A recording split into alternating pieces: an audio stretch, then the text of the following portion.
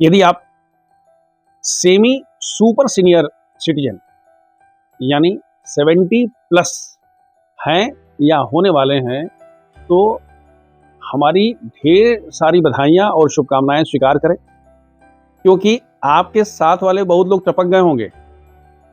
और यदि आपका दूसरा विकेट नहीं गिरा है, यानी पति पत्नी अभी दोनों जिंदा हैं, तो फिर आप परम सौभाग्यशाली हैं कि भाई अभी आप हिंदुस्तान की जो एवरेज एज एक्सपेक्टेंसी है 70.4 ईयर्स, महिलाओं का 74 ईयर्स और पुरुषों का 69 ईयर्स, आप उसके आगे निकल रहे हैं। आपका घर परिवार है, आप दुनिया देख रहे हैं, जिम्मेवारी से मुक्त हैं, नाती पोतों के साथ आप लाइफ को एंजॉय कर रहे हैं। ये अलग बात है कि उम्र के साथ साथ चैलेंजेस भी हैं, जिसको हम डार्क साइड बोलते हैं, स्याह पक्ष तो हैं ही। आइए हम एक एक करके बात करते हैं उन चैलेंजेस के बारे में और हम कर क्या सकते हैं। सबसे पहला चैलेंज है वो है हमारा फिजिकल हेल्थ। भाई देखिए, मॉडल तो 70 साल पुराना हो गया है। 15 साल में तो गाड़ियों को लोग कहते हैं साहब कि आउटडेटेड हो गई। 70 साल से आप वही चला रहे हैं। 15 साल में एक जनरेशन बदल जाती है, मतलब कि करीब करीब 5 जनरेशन बदल गई। आप और हम कितना बदले हमें नहीं पता, लेकिन जब हमारा शरीर इतना पुराना है तो बीपी भी होगा, शुगर भी होगा, अर्थराइटिस भी होगी, तो हार्ट का प्रॉब्लम भी होगा, कान से भी कम सुनाई देगा, आंख से भी कम दिखाई देगा, कभी कभी भूलने की बात आएगी। लेकिन ऐसा ये नहीं है कि सिर्फ आपके साथ है। ये 70 प्लस लोग आते आते मोर देन 80% लोगों के साथ इसमें कुछ ना कुछ लगा रहता है। यानी आप इसको लेके परेशान नहीं हो कि साहब हमको ये भी बीमारी है, ये भी बीमारी, ये भी बीमारी है। ये बिल्कुल कॉमन है। तो इसको क्या करना है, सहज रूप से इसको एक्सेप्ट करिए कि इस उम्र में तो होता है। अच्छा, अभी नहीं होगा तो कब होगा भाई? घुटने में दर्द नहीं होगा, कान से कम नहीं सुनाई देगा, भूलने की आदत है, कब होगा? अगर आपने उसको एक्सेप्ट कर लिया है तो रोने के बजाय आप देखिए कि आप अपने लिए बेस्ट क्या कर सकते हैं। भाई समय समय पर अपना चेकअप कराइए, दवाई लेते रहिए, खाने पीने का ध्यान रखिए, कसरत करिए, योगा करिए, मेडिटेशन करिए, सोशलाइजिंग करिए। और अगर पैसे की किल्लत है तो आजकल तो सरकार की इतनी व्यवस्थाएं हैं, भाई आयुष्मान कार्ड बना लीजिए, जेनरिक दवाई ले लीजिए, प्रधानमंत्री जी वाला जो दुकान है वहां से दवाई लेके आ जाइए। तात्पर्य ये कि अपने आप को स्वस्थ रखने के लिए आपके पास रास्ते हैं, और बाहर से भी, अगर घर से सहयोग नहीं मिलता है तो बाहर से भी ऐसी व्यवस्था है ताकि आप अपना ध्यान रख सकते हैं। Take care of yourself. देखिए, यदि आपका शरीर ठीक है तो सब मामला फिट है। जो दूसरा चैलेंज है वो होता है फूड एंड न्यूट्रिशन का। देखिए, इस एज में आते आते बहुत सारी चीजों का रिस्ट्रिक्शंस भी हो जाता है। इच्छा भी नहीं करती है, भाई चीनी छूट गया, तेल छूट गया, घी छूट गया, बहुत सारी चीजें अपने आप कम हो जाती हैं।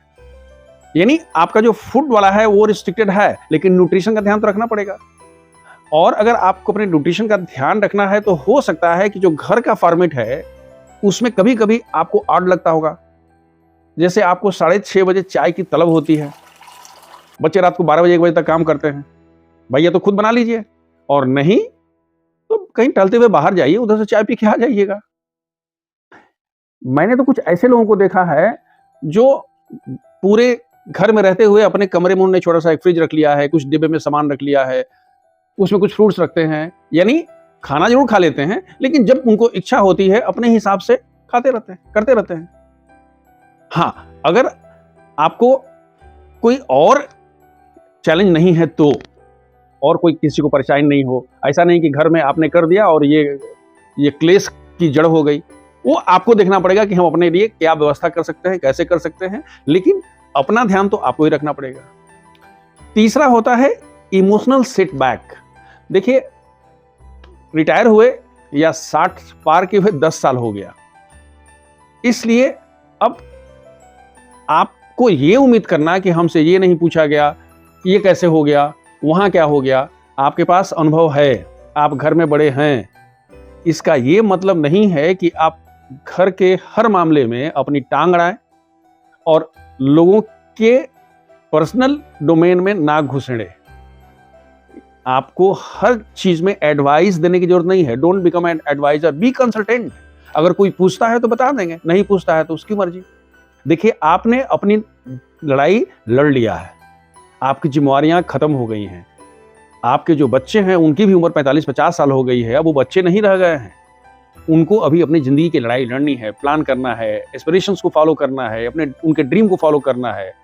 फिर आप उनके इस लड़ाई में सहायक बनिए, हिंड्रेंस नहीं। और नहीं तो किनारे बैठ के देखते रहिए क्या हो रहा है। जो हो रहा है सब ईश्वर की कृपा है, ठीक होगा। प्रार्थना करिए उनके लिए, ब्लेसिंग दीजिए। चौथा जो ब्लैक साइड जिसको बोलते हैं या चैलेंज है, वो है फाइनेंशियल। यदि आपके पास पैसे हैं, यानी आप फाइनेंशियली इंडिपेंडेंट हैं, तब तो कोई बात नहीं है। तब तो फिर अपने पैसे का सदुपयोग करिए, अपने आप पर खर्च करिए। हम मर जाई हो तो है ना भजई हो, ये वाला चक्कर मत रहिए। खर्च करिए, अपने पर भी खर्च करिए और दूसरों पर भी खर्च करिए। और यदि आप फाइनेंशियली घर परिवार पर, बच्चों पर डिपेंडेंट हैं, तब तो फिर आपको अपना एटीट्यूड बदलना पड़ेगा। करतल भिक्षा तरुतल वासः, मतलब आपको महात्मा वाले माइंडसेट में आना पड़ेगा। जो मिल गया मुकद्दर समझ गया है, ये भी सही वो भी सही, यहाँ भी सही वहां भी सही, कोई दिक्कत नहीं है। आपको अपने आप को उसके अनुसार एडेप्ट करना पड़ेगा, उसके अनुसार अपने आप को अनुकूल बनाना पड़ेगा। नहीं तो आप खुद पूरी व्यवस्था के प्रतिकूल रह करके अपने खिलाफ हो जाएंगे, टेंशन पाल के रखेंगे, जिसका कोई फायदा नहीं है। पांचवा चैलेंज या डार्क साइड जो होता है एसेट मैनेजमेंट का। प्रैक्टिकली 70 साल आते आते आपके पास जो भी एसेट है, यहाँ घर है, वहाँ मकान है, ये फ्लैट है, वहाँ जमीन है, अब धीरे धीरे चीज़ों को समेटना शुरू कर दीजिए। ये सहेजने का और बनाने का समय नहीं है, दूसरों को करने दीजिए। अपने लिए, अपनी स्पाउस के लिए जो व्यवस्था है उतना कर लीजिए और बाकी चीज़ों में क्लैरिटी ला दीजिए। बच्चों के लिए आप कंफ्यूजन का, झगड़े की जड़ का बीज बो के मत जाइए। हाँ, ये भी पॉसिबिलिटी है कि आपके बच्चों का आपके बनाए गए एसेट में उतना इंटरेस्ट नहीं होगा या कम इंटरेस्ट होगा। टेक इट लाइटली, अपने ढंग से, अपने मन में जो हो उस हिसाब से चीज़ों को सेटल करिए, लेकिन उलझा करके मत रखिए और न उलझा करके जाइए। ये मान के जाइए या मान के चलिए कि आपके साथ कभी भी कुछ भी हो सकता है। मतलब 70+ जाने का मतलब कि अब हम बिल्कुल मुक्त नहीं, उन्मुक्त जीवन जीने जा रहे हैं। कोई टेंशन नहीं, अपने हिसाब से अपनी जिंदगी, जब मन किया, जो मन किया वो किया, जो मन किया वो खाया, जहां मन किया रहा, जहां मन किया गया। अब उस स्थिति में आ जाइए।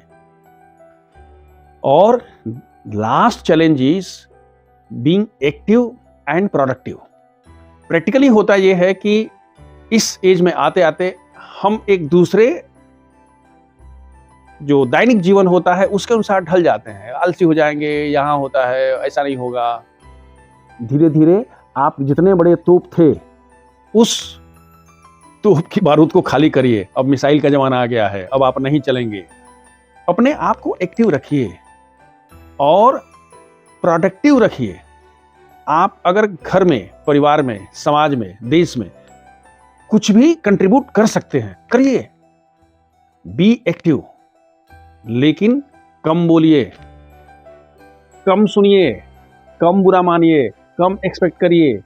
गोपाल दास नरज की कविता है, जितना कम सामान रहेगा उतना सफर आसान रहेगा, जितनी भारी गठरी होगी उतना तू हैरान रहेगा। क्यों हैरानी लेना है, क्यों परेशानी करना है? आप घर परिवार से, दोस्तों से, लोगों से, समाज से और सबसे ज्यादा ऊपर वाले से जुड़े रहिए। अपना ध्यान खुद रखिए और खुश रहिए। सर्वे भवन्तु सुखिनः, सर्वे सन्तु निरामयाः, सर्वे भद्राणि पश्यन्तु, मा कश्चित् दुःखभाग् भवेत्।